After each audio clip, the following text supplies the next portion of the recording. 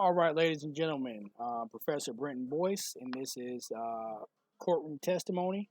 I'm going to be lecturing tonight on Chapter 9 from our textbook, Winning Courtroom Testimony for Law Enforcement Officers, the Law, Art, and Science of Effective Court Communication by Matthew J. Medina. Um, so let's go ahead and jump into Chapter 9, which is a part of the second section of the textbook. Chapter 9 is language, jargon, tone, pronunciation, and volume. So let's see here. Most people do not. So the first thing that Chapter 9 talks about is avoid pretentious language. What that means, avoid being a snob or being a know-it-all. People don't like those type of people, right? You're just giving common answers to common questions. Even though you may not be common, you may be a specialist or whatever. Sometimes just try to be as normal as possible. Even if you're not normal, you may be, you're special, right? You're exceptional, but you don't want to come off as if you know that, right? You want to be understood, and you want to be common to the common person that's now sitting in that box of 12 people. Most people, avoid pretentious language. Most people do not like a snob and a know-it-all.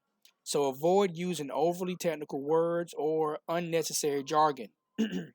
All professions from law enforcement, law, architecture, and medicine develop their own private languages.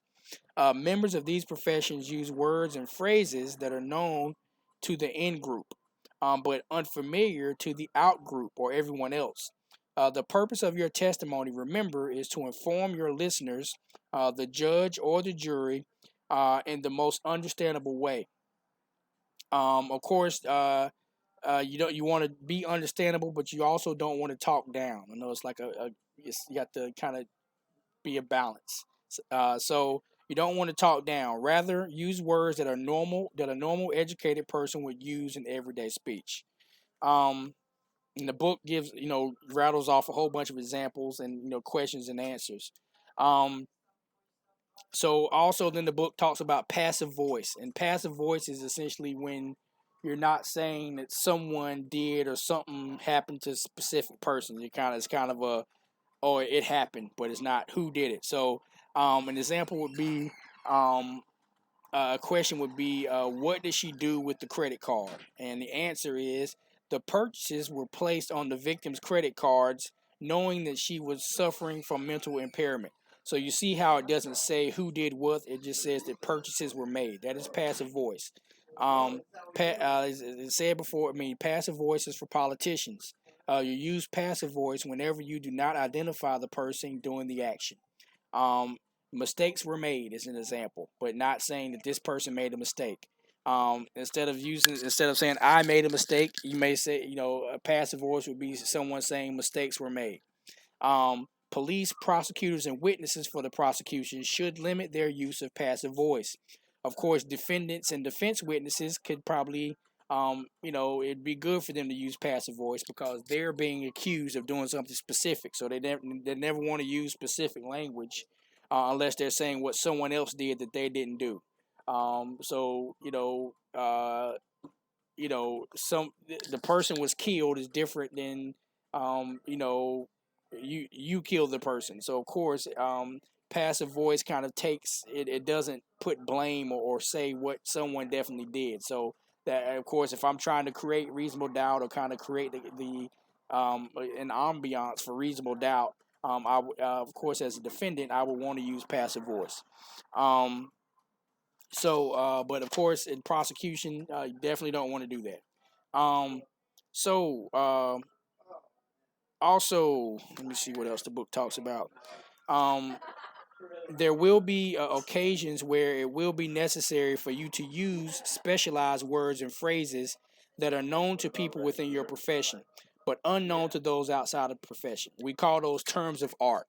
Um, if you have to use it, of course, just explain yourself, and a good litigant will give you the opportunity to explain yourself and what that means. So, of course, you may have to use some highly technical language if you are a um, crime scene investigator or you're some type of forensic analyst, and you may have to give specified testimony and use certain words. You might not be able to get around it, but just be prepared to explain yourself. And a good litigant will give you the opportunity to explain yourself. So, also limit abbreviations. Of course, DOA means dead on arrival. If a lot of times cops say, yeah, he was DOA, and they're so used to saying it, but the jury may not know what DOA means. So, if you're going to use it, explain it, and then maybe after that you can use it. But try to limit use of abbreviations as well. Um, Also, once again, of course, avoid jargon, cop speak, and imprecise or vague language. Um, Also, you want to use good detail and use of everyday words and phrases. Just be yourself. Just be everyday talk, but don't talk as if you're on the job talking to other cops. Um, Talk as if you're talking to a good friend that's not a cop, and or that's not in your profession. So they won't understand the acronyms and the abbreviations. You have, or if you have to use them, though, just be prepared to explain them. Now, pronunciation, volume, and voice tone. The common wisdom of the courtroom dictates that you speak slowly and loudly. Um, you need to speak loudly. You do not necessarily need to speak slowly. You need to make sure you're heard though. So of course, I'm a country guy, right? Sometimes in us country folk, we blur words together. I know you people from up north and different places hear us do that all the time, right? Um, but so when you're speaking in court, you want to speak slowly enough so you're separating your words, but you don't want to speak slowly, so slow that it seems like you're what did I say? What did I say? Like you're talking down. So just talk normal. But make sure you're being understood and make sure you're enunciating your words. Um, okay, it is you not net okay. You do need to speak loudly. It is necessary for you to speak loud enough so that the entire courtroom can hear what you're saying. If you think you are talking too loudly, then you are probably speaking at the correct volume. Um, Your voice competes against countless distractions, both external and internal. You got external, like the banging noise of the AC unit going in the courthouse, and then you also have the fact that the jury is ready to go to lunch, and their stomachs are growling. So make sure you're heard. Um, Also, okay, chapter 9 in review. Most people don't like snobs or know-it-alls, so try to come off as common as possible.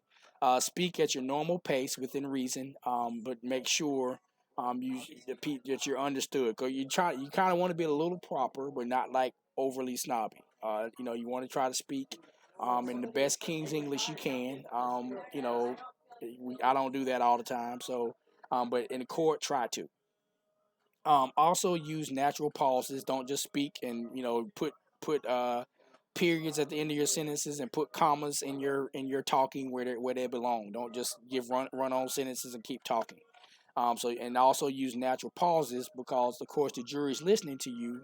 Give them time to soak it in. Okay.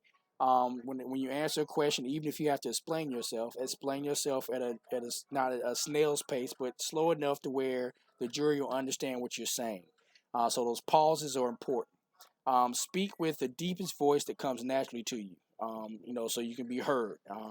Also, allow your speech to vary in tone and volume like it would naturally, unless you naturally speak with a whisper. So, if you naturally have a light voice, you need to pick it up so the jury can hear you. The jury can't believe what you say if they can't hear what you say.